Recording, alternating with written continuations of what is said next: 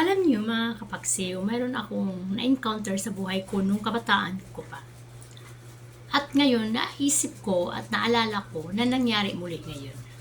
Nung kabataan ko pa mga kapaksiw, mayroon akong isang karelasyon na Iglesia ni Cristo. Nung time na yon, nasabi siya sa akin na pakasal kami kasi nag-INC na rin ako. Bautismado ako sa New Era.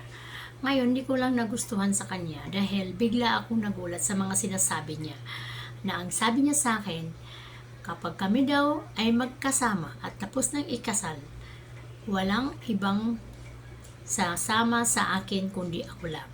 Mga kapatid ko, magulang ko, kahit sino, ayaw niyang kapisan ko sa pamamahay ko. Alam niyo mga kapagsaw, napakahirap yun tanggapin bilang isang tulad ko. Dahil ako, shoulder ko lahat ang aking magulang, mga kapatid, at kung sino pa yan nandyan sa aking kapaligiran kung kamag-anak naman. Kaya mga kapagsaw, naisip ko na kung tutuluyan ko siya, wala kahit sinong pipisan sa buhay ko kundi ako lang. So mag-aaway kami. Kaya habang hindi pa namin nagawa yung pinaka-importante sa buhay namin, ginawa ko na. Iniwan ko siya, kinalas ko siya, at hindi ko ipinagtuloy yung aming mga desisyon na magpakasal.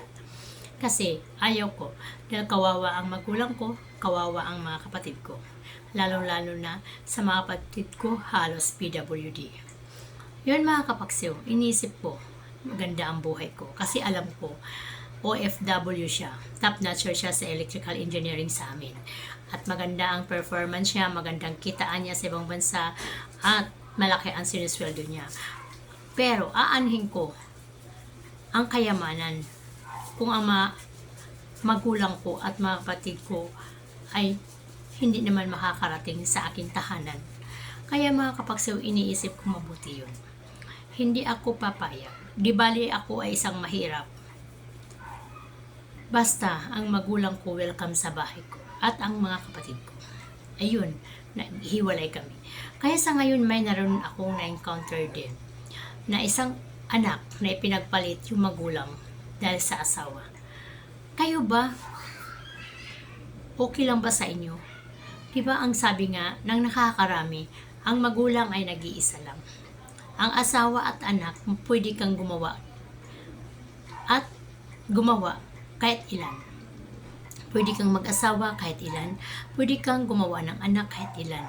Pero ang magulang ay iisa lang. Kahit kailan ay hindi yan pwedeng papalitan.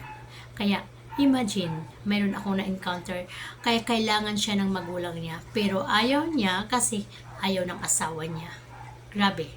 Ay, hindi pwede sa akin yan mga kapagsaw. Diyan tayo magkakahiwalay. Priority, ang magulang, yun ang tandaan.